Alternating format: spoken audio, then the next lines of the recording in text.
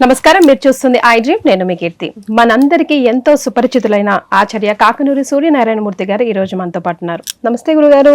నమస్కారం అమ్మాయి. కొంతమంది అడుగుతూ ఉంటారు, ఇవి ఏమి చేయమండి, మేము పూజలు, వ్రతాలు, నోములు, ఫాస్టింగ్ ఇదేది మేము చేయం, అయినా అయితే మమ్మల్ని దేవుడు కరుణించడా అని అడిగే ప్రశ్నకి మీ సమాధానం? తప్పకుండా కరుణిస్తాడు. ఉదాహరణకి వాళ్ళనే ఎక్కువగా కరుణిస్తాడు. ఆ మాటకు వస్తే అట్లా అనిపిస్తుంది కూడా చాలా సార్లు. ఈ మాట చెబితే ఏం జరుగుతుంది? అందరూ కూడా అనేక రకాలుగా పాపాలు చేసేసి భగవంతుడికి నమస్కారం చేసి అదేదో మతంలో thanks for the God for giving me today's bread అని చెప్తున్నట్లుగా యద్రాద్రియాత్ కృతే పాపం తద్రాద్రియాత్ పరివర్తతే. అది క్రైస్తవం కావచ్చు, హిందూ మతం కావచ్చు, రెండింటి కూడా ఇలాంటి మంత్రాలు ఉంటాయి సమర్థించుకోవడానికి.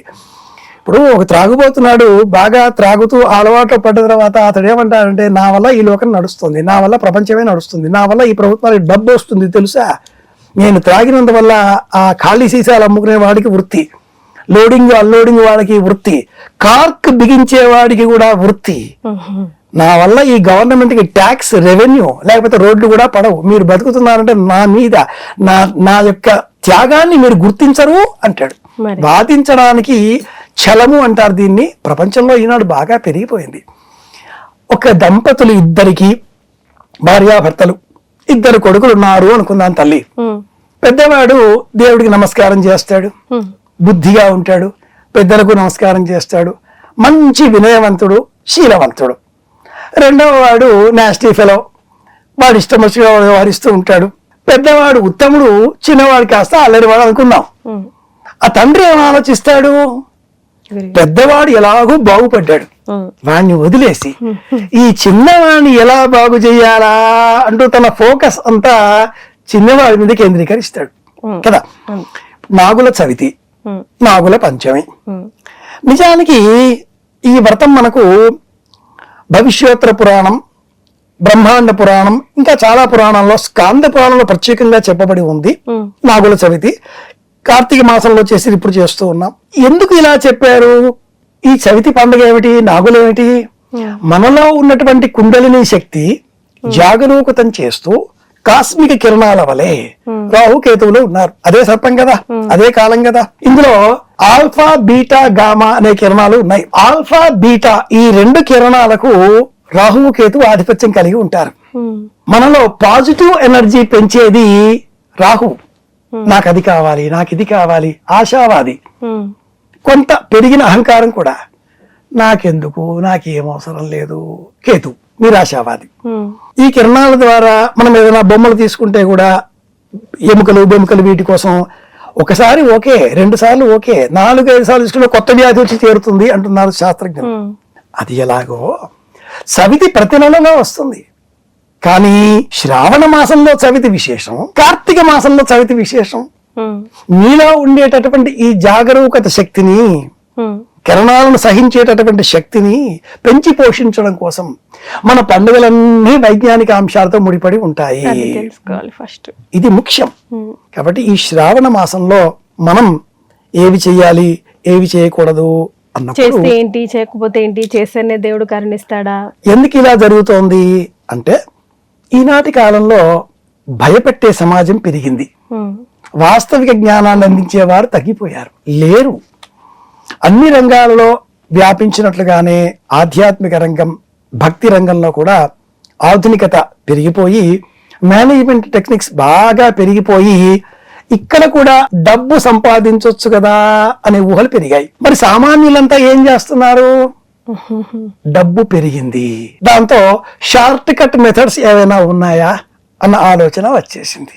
24 ఏకాదశులు పాటించాలి, మా వల్ల కాదండి, ఒక్క ఏకాదశి చెప్తారు అన్నాడు భీముడు కృష్ణుడితో. వెంటనే ఆ కృష్ణుడు అన్నాడు, సరే ఒక్క ఏకాదశి కదా, జ్యేష్ఠ శుద్ధ ఏకాదశి, అది నిర్జల ఏకాదశి, ఆ ఒక్కరోజు ఉన్నట్టయితే అన్ని ఏకాదశులు పాటించిన.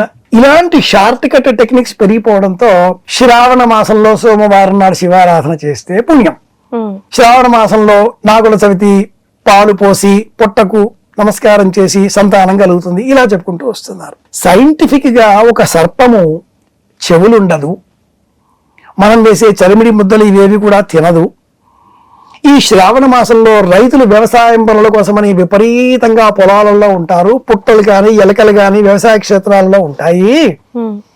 మనం ఈ చలిమిడి కానీ ఆహార పదార్థాలు కానీ ఒక చోట చెట్టు కింద ఎక్కడో పోస్తే వాటి ఆశ కోసం ఎలుకలు వస్తాయి. ఆ ఎలుకలను తినడం కోసం ఈ సర్పాలు కూడా రావడంతో వ్యవసాయం చేసే పనులకు విఘాతం కలగదు. ఈ కథని మనకు ఆషాఢ బహుళ అమావాస్య, శ్రావణ మాసానికి ఒక్కరోజు ముందు చుక్కల అమావాస్య, పొలాల అమావాస్య అన్న రోజున ఈ కథ చెబుతుంది తల్లి. ఇక్కడ కూడా ఒక వైజ్ఞానిక అంశం ఏమిటి అంటే, ఉత్తరేణి ఆకును 5 వరసల దారం పోసి 5 ముడులు వేసి ఆ దారాన్ని చేతికి చుట్టుకుంటూ ఆ తల్లి తాను ఉపవాసం చేస్తూ పిల్లలకు ఈ కథ చెబుతుంది. అనగనగా ఒక ఊరు, ఆ ఊళ్ళో ఒక కుటుంబం, ఆ కుటుంబంలో భర్త వ్యవసాయం పనులకు పోయేవాడు. వ్యవసాయ క్షేత్రంలో పొరపాటుగా ఒక చిన్న పాముల పుట్ట ఉండింది. చూసుకోలేక నాగలి కర్రతో దున్నడంతో ఆ పాములన్నీ చనిపోయాయి. తల్లి పాముకు కోపం వచ్చింది, పగబట్టింది, వెంటాడింది. ఆ యజమాని అంటే తండ్రి ఆ కుటుంబాన్ని, ఈ కుటుంబానికి సంబంధించినటువంటి భర్త యజమాని ఆ రోజు ఇంటికి రాకుండా కూతురు ఇంటికి పోయాడు. కూతురు ఆ రోజున ఈ రోజు నాగుల చవితి అని ఆ అమ్మాయికి తెలుసు కాబట్టి వ్రతం చేసింది. ప్రధాన ద్వారానికి ఇరువైపులా కూడా నాగుల పాములను చిత్రించుకుంది. ఈ తండ్రి ఆ ఇంటి లోనికి పోవడంతో అప్పటిదాకా వెంటాడిన ఈ కోడినాగు, శోభనోసింహ జ్ఞాపకం తెచ్చుకోవాలి వెంటనే, 12 ఏళ్ల పగ అని చెప్తారు. నిజానికి పాములకు పగలేదు, ఏమీ లేదు. ఈ కథ చెప్పడంలో అర్థం ఏమిటి అంటే, వ్యవసాయం పనులకు విఘాతం కలిగించొద్దు, వైజ్ఞానికంగా ఆలోచించే ప్రయత్నం చేద్దాం మనం కొంచెం. ఆ తండ్రి లోనికి పోవడంతో ఈ పాము ఆ బొమ్మలను చూసి లోనికి పోకుండా బయటే ఉంది. ఈ రోజు ఉపవాసం లేవా నాన్న నువ్వు, నాగుల చవితి కదా అంటూ కూతురు ఆ తండ్రిని గద్దించి ఉత్తరేణి ఆకులు కట్టిన తోరాన్ని తండ్రి చేతికి కట్టి ఇంటికి పంపించింది. ఉత్తరేణి ఆకుల వాసనలో ఒక విధమైనటువంటి గాఢత ఉంటుంది. ఆ గాఢత కారణంగా విషపు జంతువులు, తేళ్లు కాని పాములు కాని దగ్గరికి రావు, వెళ్ళిపోతాయి. పాము కాటుకు మందు పూర్వకాలంలో ఆయుర్వేదం ప్రాథమికంగా తెలిసిన వాళ్ళు ఉత్తరేణి ఆకును పిండేవారు. ఇది ఆయుర్వేద రహస్యం మనకు. అలా ఉత్తరేణి విలువ చెబుతూ ఆ మొక్కను పెంచండి, అది కాపాడండి, దీపవ్రతం అన్న పేరిట. ఇలా ప్రతి పండగ వెనుక, నాగుల చవితి వెనుక ఇంత కథ ఉంది.